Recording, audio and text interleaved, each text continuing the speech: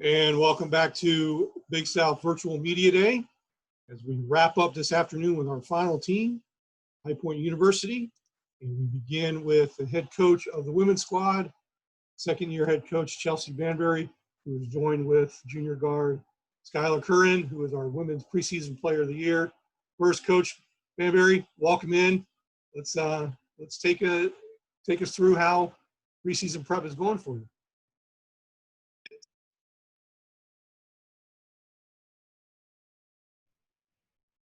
Thanks for having us.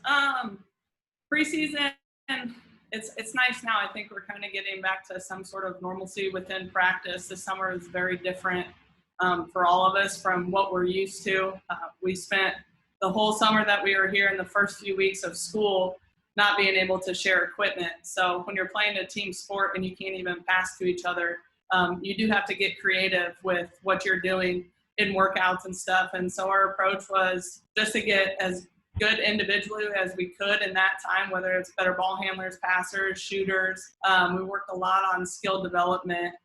And I do think it is paying off now that we're in the gym as a team. We're able to play and have everybody in there at once and actually pass to each other. I'm excited for what I'm seeing right now. So.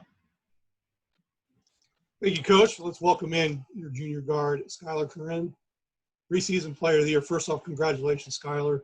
What does this, what does the honor mean to you? What was your reaction when you found out that you received this honor? I was actually a little bit surprised. I haven't really thought about it much at all this preseason. We've just been locked into each other, but I mean, it is a great honor, and but it doesn't mean that I don't still have things to work on and get better at. We're on a mission this year, and I just want to be prepared for everything that everyone's going to throw at us. So thank y'all, but there's still a lot of work to do. But with that, you're transitioning to the preseason preparations. From your perspective as a student athlete, your coach alluded to some of those, but how has it been dealing with it and addressing it from your standpoint? It's been different for sure. We've had to adjust a lot, just even with the equipment, but even off the court and out of the classroom.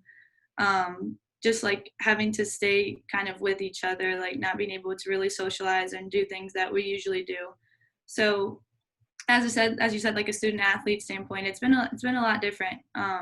Ever since we have been able to share stuff, it's kind of come to this like normalcy a little bit, where we're kind of back onto like a routine, and we can do things that we used to always be able to do. But I mean, we're not the only ones that have gone through this adjustment. So we're all working with new things and different protocols and stuff.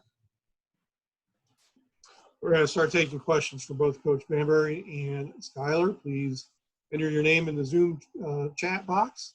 We'll take the questions as they come in, and we'll first start with Brock Bowling. Go ahead, Brock. Hey, Chelsea. Good to see you. Thanks for joining us here today. You had a successful season last year, winning record, especially in Big South play, 14-6.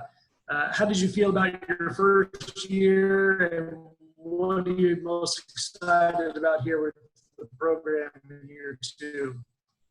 I was very happy with how we finished the year. I thought we were playing really good basketball at the end of the season. We had a lot of strong play from a lot of different individuals, and I think that led to Sky getting preseason player of the year this year.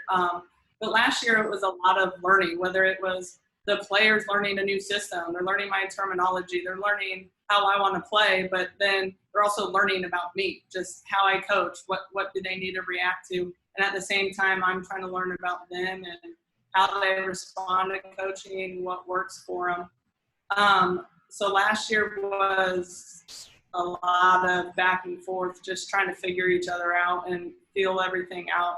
And it ended up working out. At the beginning of the year was rough. I don't think any of us were having fun. When you're losing, that's not very much fun. But I was very proud that the team stuck with it. They believed in me. They believed in what we wanted to do. And at the end of the year, it paid off. Like I said, I do think we were playing very good basketball. And then this year, I've been happy that our returners are just getting more competitive in practice, and I'm excited because I feel like we're much farther along this year at this point than we were last year. So I'm encouraged by that, and I'm excited to see what we can do once we're able to play other competition. So I'm very excited for going. And Skyler, I have a question for you. You said you still had some things to work on in your game for this upcoming season. What would that be? I mean, everything. I haven't perfected anything yet. So just being able to do things and involving everybody. It's not just going to be me. We have a team of 13, 14 people that can play basketball. So, I mean, I'm just excited to be able to get out there and actually play basketball games. Like she said, we were playing really good basketball at the end of the season last year, and we kind of felt like we got something taken from us in a sense. And so we've just been working ever since we had the chance to be back and be here together. So, I mean, everything's working. Everybody's working on something new. I wouldn't say that I have something that I need to work on more than anything else, because everything can get better. Thank you. Thanks, Brock. We'll now turn it over to Darren Vault with some questions. Go ahead, Darren. Yeah, thanks, Mark. Coach, this is for you. I wonder to what extent you feel like you're in your first year again. And I mean that in the sense that with your first-year players, I mean, the ability to coach them has been a little bit more limited than usual, whereas you're just now sort of getting in a stride. Can you just describe what the process has been like getting your first-year players assimilated to the program? Yeah, so it's definitely been different because I already touched on this, but it's been pushed back when we can start working on stuff. You couldn't do stuff this summer as much as a team, so we weren't getting into the basketball side of things or our system or what we wanted to do. But just having so many returners and them believe in what we're doing, it's moved the new players along faster this year than everybody did last year, if that makes sense. And we also recruited players that we thought would fit in, and we understand that it's a system that sometimes it takes either a very smart player to pick up or it takes longer. So we were trying to get players that could come in and they play a high-level IQ basketball. They think while they're on the court, and that's what we look for when we're recruiting too. So it's been a combination of our returners helping them along, and then also the new players coming in and making an effort to get better and listen and pick up and try to just learn something new every single day. So it's been a combination of both. And if I may, Skyler, I'll follow up with you. What's that been like for you? Do you feel like now, I mean, you're more of an upperclassman now too, so I guess there's probably a little bit more responsibility in that regard. But do you feel like you're a little bit more involved in getting new players acclimated than you normally would be, or does it seem pretty normal? No, for sure. I think I feel more involved. And at the beginning of the year when we first started to work on all things, and you could tell that they were just like, the newer people were just like flustered. Like, I like at the end of one of our practices, I was like, look, like we know how y'all feel. Like last year it was every single one of us, and this year like we have y'all three to work with. So it's definitely been kind of pulling people aside or like having people come to me with questions and things like that. But like she said, it's definitely a little bit easier this year, seeing as how we do kind of understand everything now, because it can be confusing. I mean, and like I told you, we can see the confusion on people's faces sometimes. And so we're just like, everyone just like take a breath and ask questions, because it's going to help in the end. But I think it's definitely probably a little bit easier this year than it was last year.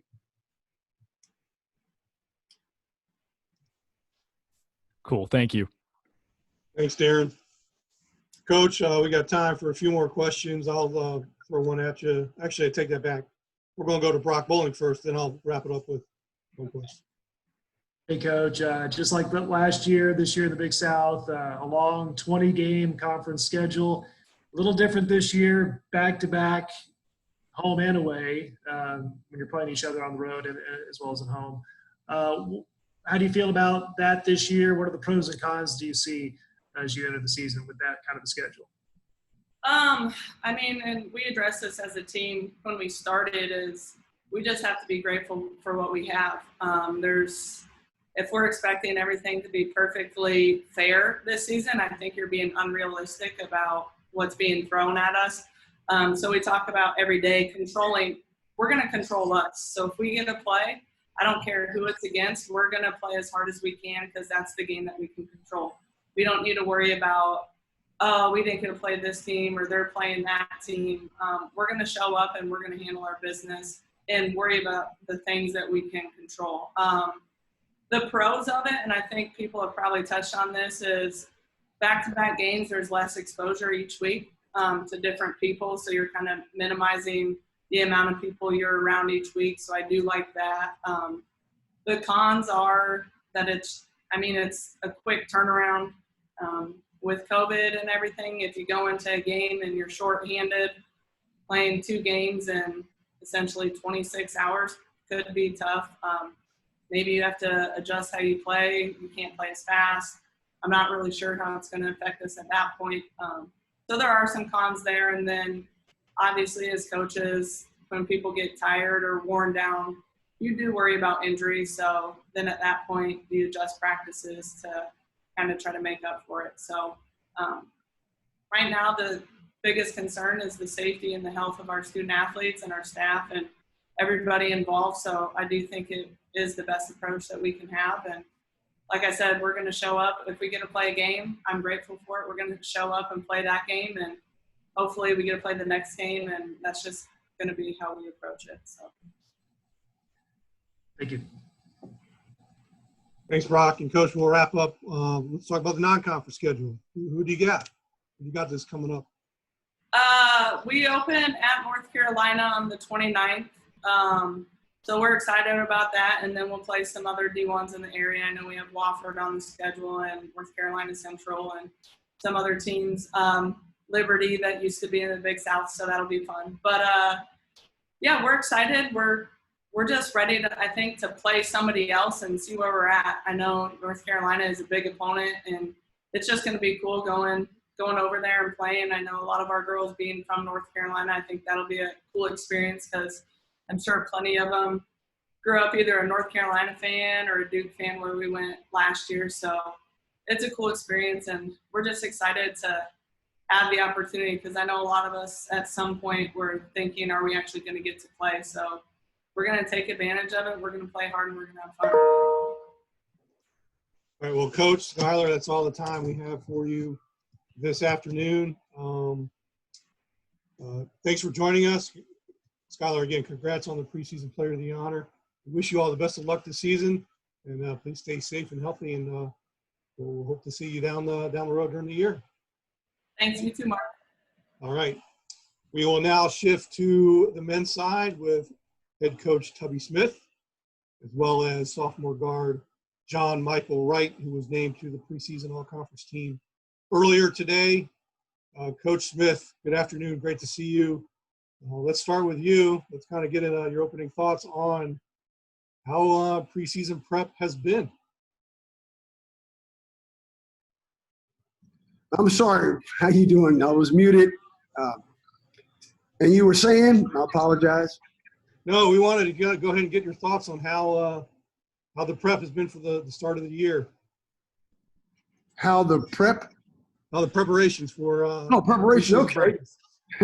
Well, it's been up and down. You can imagine with what everyone is dealing with in our society, not just in athletics, but in every phase of life. This virus has really changed the dynamics and changed the routine of so many people.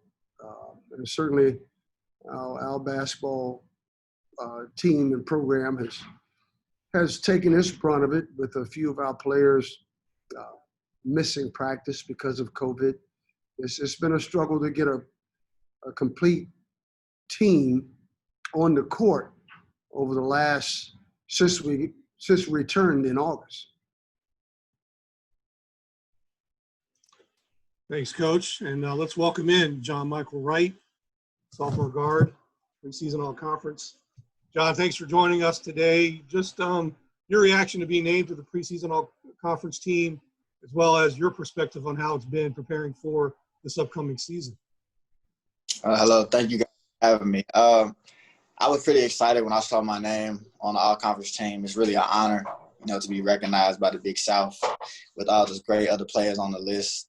As far as preseason, like Coach Smith said, it has been up and down. It's kind of hard to get in the rhythm because we'll practice and then COVID hits and then we'll have to take breaks and then we'll come back. So it's just been a little struggle just getting the rhythm, but I think we're doing the best we can with it and we should be ready when the season comes. But it has been up and down though. Thank you, John. And we'll start taking questions for both Coach Tubby Smith and John Michael Wright. To do so, please enter your name in our Zoom group chat. We'll take those questions as they are entered.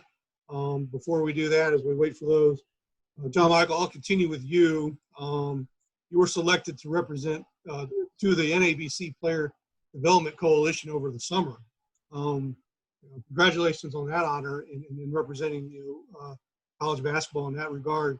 Can you tell us some of the details of that committee and maybe some of the things you've worked on to this point?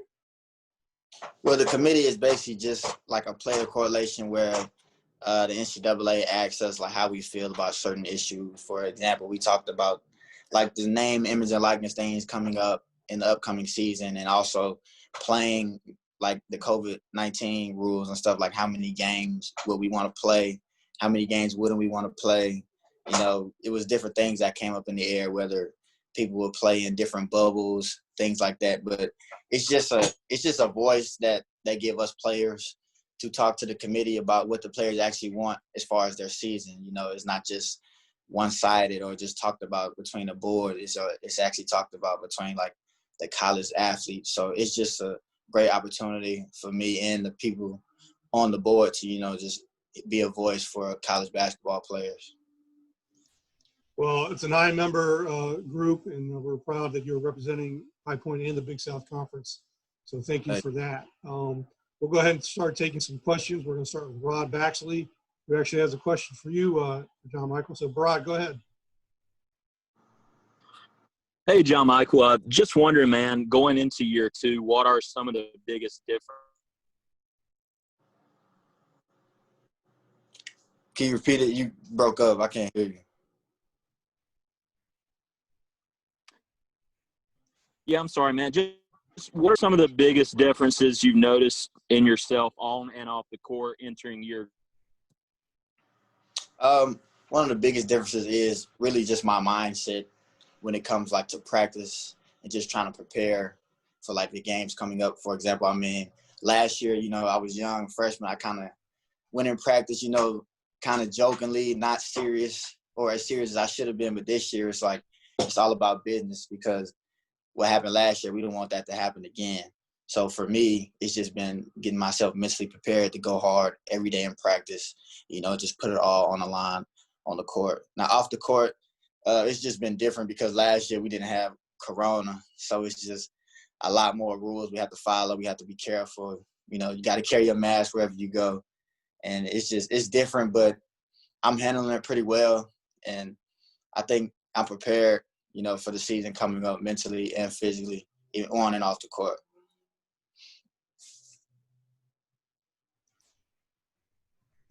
Thanks, Rod.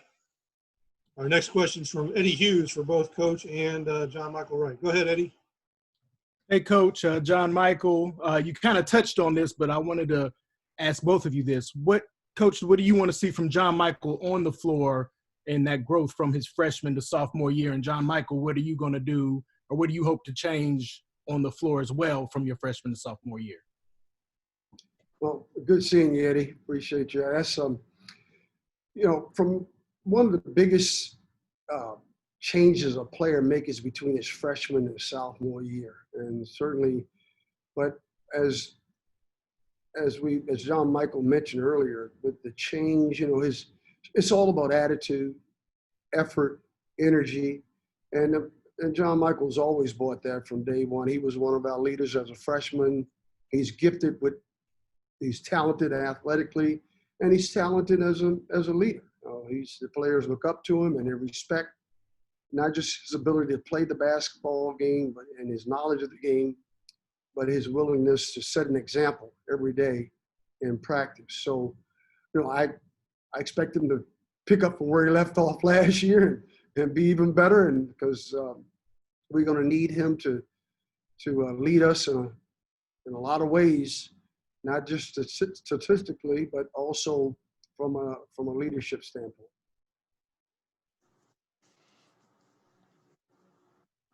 John Michael, same question for you. Well, on the court, I would like to pick up my defense. I was okay defender last year, but as far as like on ball and off ball, I really want to be an impact on defense. Like I want to be a guy that's everywhere at all the time, and just get havoc to my opposing player. But as far as like offensive things, I want to pick up where I left off, try and excel in that, really help get my teammates more involved so we all can like grow together and we all can just be one ship, because if we're all clicking, especially with the new talent we got this year, we'll be a great team. So that's really one of the main factors, just getting everybody on board with one system and just playing freely, and just picking it off where we left last year. Thanks, Eddie. We'll now turn it over to Darren Vaught with some questions. Thanks, Mark. Tubby, this one's for you. And it's a big difference between the roster this season and last season, right? I mean, last season it was between 70 and 80% of your scoring was gone from the year prior. This year you've got a lot of returners. What can we expect to see out of anything schematically? Because I think it's safe to say when you're starting a lot of freshmen, sophomores, you're just kind of going with the flow and whatever they give you, right? And now you know your pieces a little bit better. Have you been able to, better create a dynamic that's maybe a little bit more appropriate for their skill sets? Well, we alluded to it earlier. We really have only had 12 practices. You're allowed 30 practices in 42 days prior to your first game. Our first game is on the 25th of November. And so we have struggled to try to mesh, because we do have a very good group of young, talented freshmen, incoming freshmen. One is coming off of a broken wrist, broke his hand, had a pin put in it. Zach Austin, so he's finally in practice over the last few weeks and back on the court. We have, again, you mentioned we do have 3 starters back, and I think with John Michael Wright and Brian Randleman and Eric Coleman, we also have 2 sophomore starters that started for us at sophomore some last year. And that's Caden Sanchez and Rob Peterson. But we've recruited some players that are really pushing them for playing time, but we've got to get the experience, and that's why it's tough at this juncture, because we're not going to be able to play exhibition games. We're not going to have scrimmages. So it's going to be interesting to see how we can, unite, bring this team together as one in few practices. So that's going to be the toughest challenge for us. But I'm excited about our talent. I'm excited about this group, and I think we can be a very good team. It's my only one for now. Thanks, Mark. Thanks, Darren. All right, Mike Solarte, welcome. Thank you, Mark. Coach, for you, good to see you again, sir. Good to see you. You just kind of touched on it, the lack of exhibition games, and the Big South traditionally, annually, has those, you guys go big game hunting in the non-conference schedule, playing those Power Fives, and have put a lot of scares into teams, come away with some wins in a lot of situations. How does that kind of, I guess maybe from a coaching standpoint, how does that stunt the development of your guys a little bit, and not, when they're not going up against those big name schools and some of those burger kids, how does that kind of slow those guys down a little bit? But it's an even playing field for everybody this year as well. It is. I don't think, there's not going to be much fair about this season as far as, because trying to mitigate the spread of COVID-19 is going to be a real challenge in our settings. We did play probably two of a competitive team because, but you put together a schedule a year or two ahead of time. So last year, I think Darren mentioned, we lost about 75% of our scoring. And we were expecting 2 or 3 of those guys return, but they transferred to other schools. So we had to start 3 freshmen and 2 sophomores that had never started a game in college basketball. And we had to go to Boston College, St. Louis. We had to go to Belmont, and we got our heads handed to us. And so I think it can work both ways. So I feel comfortable with where we are now. We would have had to go play Connecticut on the road and Southern Cal. These are games that we had to cancel. And then we would have had Liberty at home. So those were very competitive, tough teams. But now we're back in the same situation, almost where we were last year, in that we have, even though we have some more experience, we have experienced players that have competed in a tough schedule.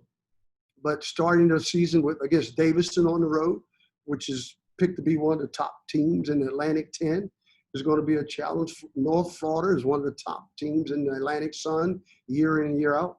So we'll be tested early, and we've got to go on the road to Eastern Kentucky, play Rich. So we've got another very tough schedule ahead of us. Elon on the road, one of our real rivals, next door neighbors.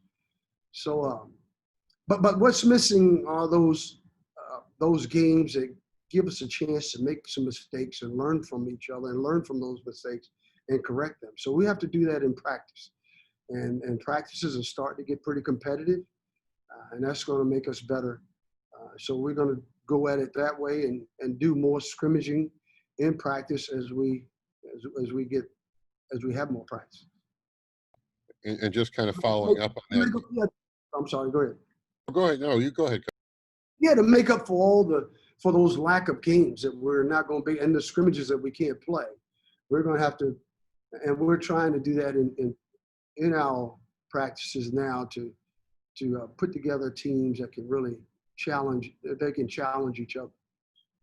And that was kind of leading to my follow-up. As the coaching staff and yourself, is that an initiative from you guys?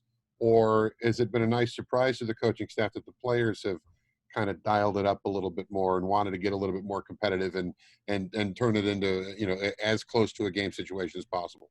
Well, I can see that they're hungry to get out and play. We've had some very spirited practices since we've returned. We were gone for 14 days.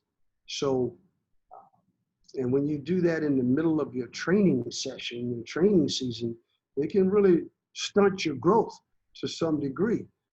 So we've been very basic. We have implemented a few offensive plays, and now we're moving to more breaking it down and putting in our zone defense. We still haven't put in a press offense yet, and a lot of things we haven't done yet. But I've seen our players, they've started to pick it up, and they've taken the initiative to say, hey, we have to step it up. We're behind. They know we're behind as far as our training is concerned, and they really. So we've actually gone to 2-a-days because of it. Thanks very much, Coach. Thanks, Mark. Thank you, Mike. We'll take last call for questions for Coach Smith and John Michael Wright before we wrap up.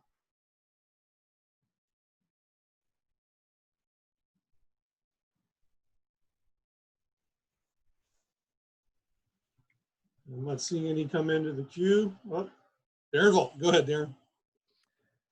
Tubby, this one's for you. Given the nature of the conference schedule that we've just recently seen is going to be the case with the back-to-back games. I know you referenced when we were talking probably a couple of weeks ago that, I mean, you had never seen anything like that. And again, I commend the conference because I think this is going to be setting ourselves up to be safe and COVID conscious throughout this. But it presents an interesting scenario basketball wise. What do you see as sort of the keys for preparing for one of these double headers or a 2-day series against another Big South team? I think just the biggest challenge is going to be having enough players. We're going to start testing multiple times, 3 times a week next week prior to our first week of games. It's going to be a challenge to, for instance, the Big South.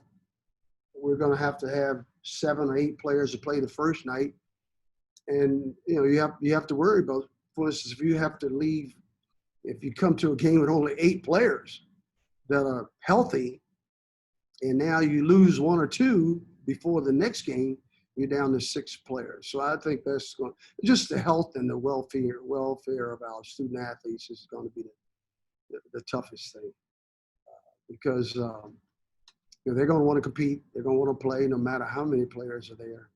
So it's important and it's imperative that our medical staff and our coaches, that we, just like practice now, we've got to be careful that we don't push them too hard. So we're trying to balance, having scrimmage and competing against each other with just working on the fundamentals. And that's where the biggest challenge would be in these back-to-back games. Thanks, Darren. Our final 2 questions will be from Kevin McMahon and then John Teetle. Go ahead, Kevin. Hey, this one's for John Michael Wright. I just wanted to ask you, John, we have a lot of new guys coming to the team. We have 5 freshmen and then Lydell Elmore. Who are some of the freshmen and newcomers that have really impressed you in practice so far? To be honest, pretty much all of them. They all come with that fire. They all come with heart. And all of my athletic, Lydell, he's a veteran, so he knows a lot about what to expect when it comes to college basketball. But even the freshmen, just even before we started practice, when they came in the summer, they started coming for our necks early. They didn't hold nothing back. And that's something that I respect, and that impressed me a lot. But just like the Carson, like Jada House, Emil, Zachary, Alex, all of them, Bryson, all of them, they all come with a different game and a different flair to them that I think would really help us excel in the Big South. I can vouch for that. They have challenged for playing time, and they will play a lot this year. Thanks, Kevin. And we'll wrap up with our final question of the afternoon. John Teetle.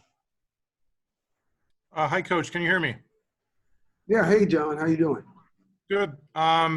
Just wanted to know, and I missed the early part of the call, so if this is a repeat, I apologize. Hopefully not. Did you ever think we'd see Rick Pitino back in the sport, and are we going to see Iona on your schedule anytime soon? Well, yeah, I knew Rick. He loves the game. He's a very competitive person, and yes, we'd love to play Iona. I think we'll try to work a deal there. We're playing a lot of teams from that area, and so as we improve and as we get better, and our talent level has really improved, I'm sure we'll see that happen soon. Playing Iona. We wish him the best. I know he'll do a great job there. All right. Well, Coach John Michael Wright, we really appreciate your time today. That will conclude our basketball virtual media day. My thanks to all the coaches and all the student athletes who joined us today. Again,